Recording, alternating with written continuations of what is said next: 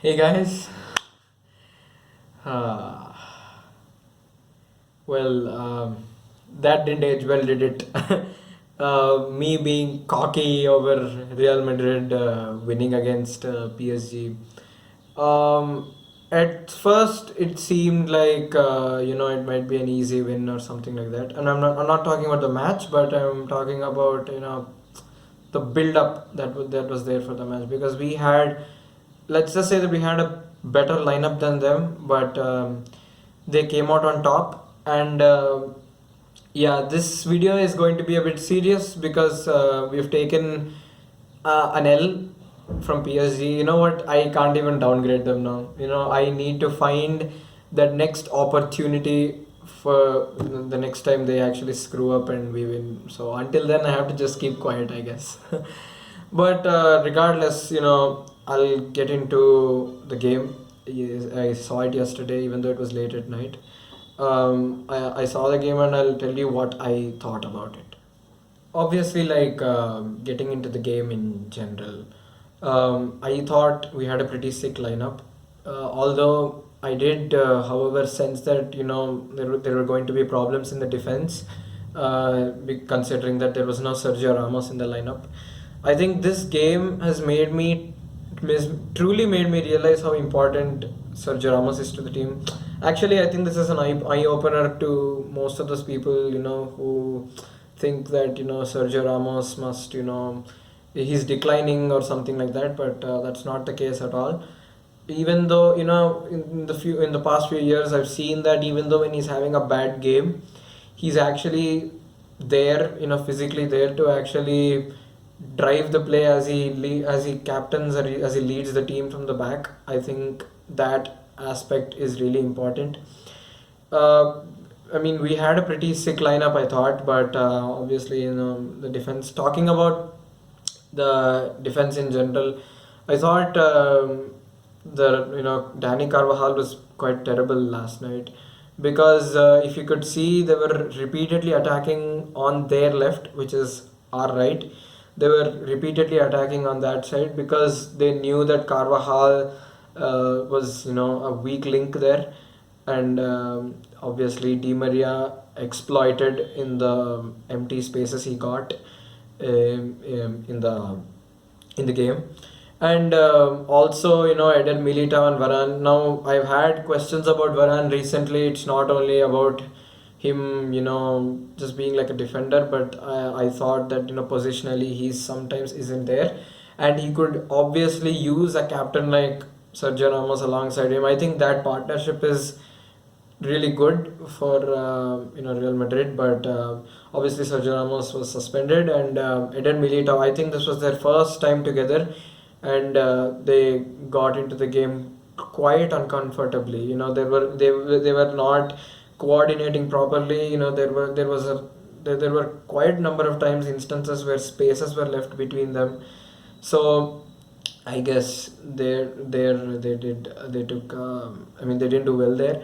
And Forlan Mendy, I thought he did a good job defensively, although his technique while attacking wasn't really on point. He was screwing it up here and there. But it's his, like, with the very first few games in his season. That's why I'm not going at him. And in fact, he did actually a decent job. I thought he was defending well. I mean, I think he was like a good strength on the left. I guess, putting aside all the everlasting issues of the Real Madrid defense, I mean, talking about this game in general, I thought Real Madrid lacked energy and lacked a lot of intensity, just like Zinedine Zidane, how he quoted it in his press conference after the game. Because there was no, it looked like there was no intent, to be honest, because there were no shots on target. The play was pretty much summed up. It was Real Madrid just positionally messing up, putting spaces in their defense, and obviously dispossessing, getting dispossessed repeatedly by PSG. I mean, in that aspect, I think we pretty much screwed up. I mean, you can literally see see it for yourself in the very first goal itself. The spaces in the defense just gives Bernat to make a run on the wing, and Di Maria is free, and obviously Di Maria tried something and from a very tight angle, and that went in. And obviously we have a clown who can't stop anything. I might be going. It looks like I might be attacking Courtois now, but it is what it is, because the guy doesn't seem to like stop anything. It's really frustrating as such. So I don't know about that. So, but Courtois keeping aside, I thought he could have had a better reaction time for the quality he has in himself. And after that first goal, I think the demographic of the game massively changed.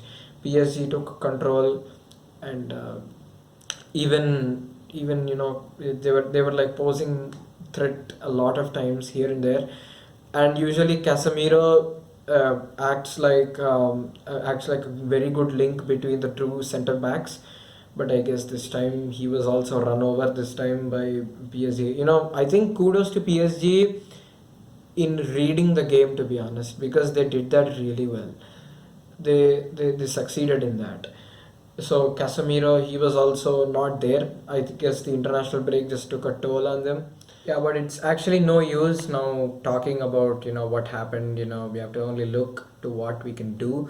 And obviously that second goal scored by PSG, that was a pretty good one. Obviously again Courtois could have saved it, but he didn't. And at 2-0 it pretty much looked like okay. Obviously Real Madrid known for coming back from when they're down. So when they're 2 goals down, you can expect something like from a club like Real Madrid. But in the second half, it was the same story. Not posing much of a threat at all, not putting that intensity. Talking about the midfield in terms of creativity or setting up chances, etc., I would say that Tony Cruz as such this game. I don't know what happened to him, but he was placing in the wrong passes. He was also getting dispossessed at times. And coming to Hamas, actually, I felt he was like that one guy who was actually genuinely trying his best a lot, trying to put in passes for Karim Benzema. But again, I think PSG again read the game very well in terms of closing him down. I especially remember that time where James was like surrounded by 3 other players, and Di Maria chipped in, and unfortunately it didn't go into the goal. He chipped in a bit higher. So James Rodriguez, he was also well targeted by PSG. I think that is one thing. Talking about Bale, I think Bale was pretty much the best player in the first half. I mean, he had everything. He was like posing a lot of threat on the right hand side in terms of the attack. And again he actually scored a goal again which was disallowed. Obviously that was not a goal. He touched his hand, but regardless he was our best player in the first half last night. And Eden Hazard, I don't see what I don't know. I still don't know what the problem is. I mean, one issue can be that he has just recovered from injury, so he's still not there yet. He's not the Chelsea Hazard, at least until now he isn't there yet. But it's Eden Hazard, and I guess he will come back from all of this. It still is first very few games. I think it's not really fair to go at him just like that. But from a player like Hazard with that much quality, you can definitely expect things from him. But he didn't. Well, it's okay. I mean, it is what it is. And Karim Benzema also actually, with his prolific goal scoring form in the recent games, we actually thought he's like our marksman for this one. But he's our goal scoring talisman. But I don't know what I don't know what he did too, because I think it was like more or less there was that gap between him and the midfield that he couldn't really do much. It was that kind of a case. So yeah, all done and said, and talking about the third goal, I think that was pretty much Real Madrid giving up. They just tried something they shouldn't have. They could have at least kept it at 2-0, but I don't know. They just gave up at the end, and it became a 3-0.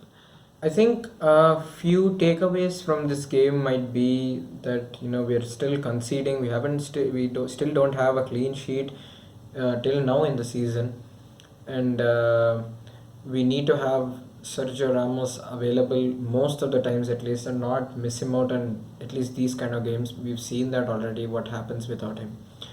And obviously, we need our star players to come back to form. We need Hazard back.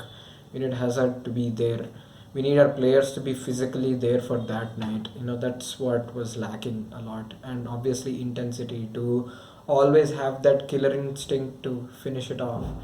But yeah, but this is Real Madrid. I'm not this defeat will just not demoralize me. I was just quite disappointed. That's it by the performance. And uh, regarding the trolling video, you guys can have a go at me because I know I deserve it. I deserve it. I spoke a lot of I did a lot of trash talking on PSG, and it's worth it. Now I have to take it. Hopefully, if PSG lose next time to Real Madrid in a similar fashion, then I can take the other side again. But yeah, that's it, guys. I guess that was my match analysis as such. If you want to let me guys know something else too about this game, do let me know. Yeah. Thank you guys for watching, and HALA Madrid, guys. Take care. So I need somebody